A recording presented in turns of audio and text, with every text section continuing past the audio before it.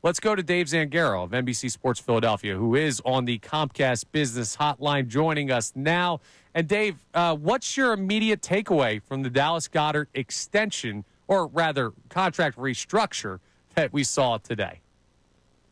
Yeah, I think it makes a lot of sense. And you go back to a few months ago, and it just didn't seem like a likely outcome based on the way the Eagles were talking about Dallas Goedert. It seemed like they were kind of talking about him in the past tense, that it wasn't going to work out. Maybe that was some posturing at the time, but once you get through free agency and they don't really make any kind of big moves, right? They bring in Harrison Bryant, Kylan Granson, who could maybe be pieces. You think, okay, well, we'll see what happens in the draft. And then they go in the draft, and there are 16 tight ends selected, and they don't select a single one of them. A lot of those targets in the first few rounds aren't really in the right range for the Eagles to pick them. Once that happens, you start to think, okay, well, maybe there's a way they can figure this out.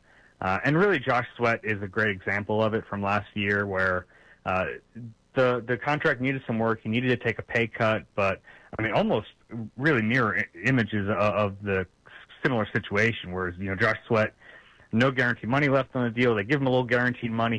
He takes a pay cut. He plays really well, and then he goes into free agency and makes a lot of money.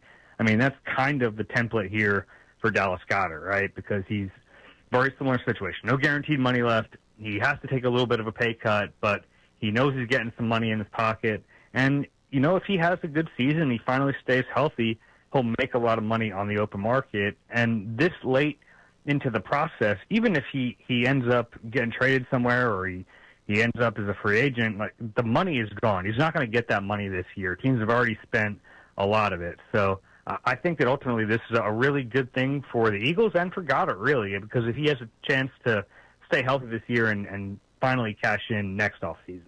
Dave, you know what? That pretty much cinches up the offense with the exception of the right guard position. Is that 100% going to be Tyler Steen?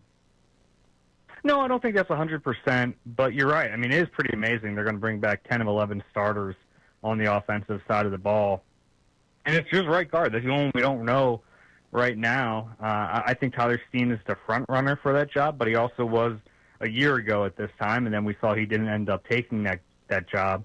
I think no matter what happens, that right guard spot is probably going to be the weak link of the offensive line, but I mean, that's okay. You look at that offensive line, it's still one of the best in football. Those other four positions are really, really good, and I think they'd be fine if it's Tyler Steen. If a Kenyon Green or a Matt Pryor beats him out, then I think they'd be fine with them. You're allowed to have one weak link. It's not like there are teams out here putting 11 Pro Bowlers on the field together. This is a really good offense talent-wise, and I think they at least have covered themselves to have some options at right guard.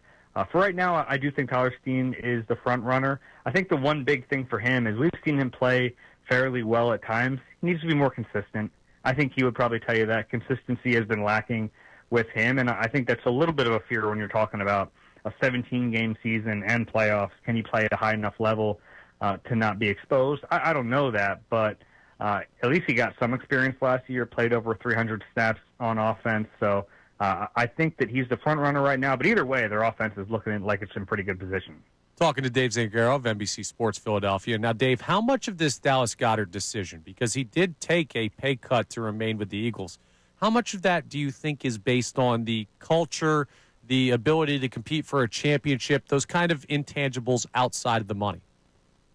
Yeah, I mean, I think all of that plays a role. And it's also about comfort, too. I mean, he's spent his entire career here.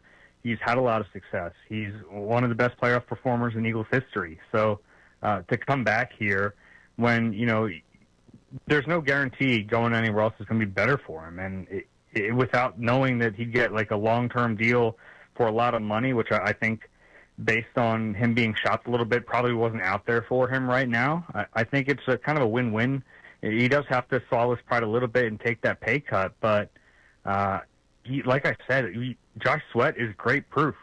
You watched him go out last year, have a good season, really ball out in the playoffs, have 2.5 sacks in the Super Bowl, and all of a sudden he gets $76 million on the open market. I think that's the goal for Dallas Goedert now, or at least it should be, to play out this year, really try to stay healthy, which has obviously been the problem with him. When he's been on the field, he's been fantastic. It's just he's missed games every year. He missed 7 games last year.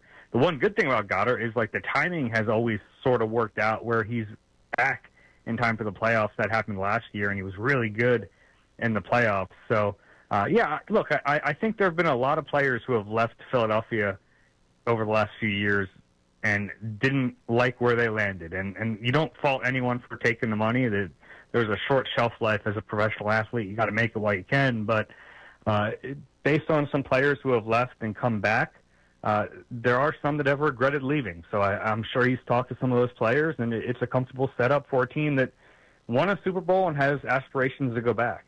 Dave, I want to get a quick take on Kevin Patullo. I'm just going to read you some things. Assistant wide receivers coach, quarterbacks coach, senior offensive analyst, wide receivers coach, pass game specialist, and then pass game coordinator and associate head coach for the Eagles.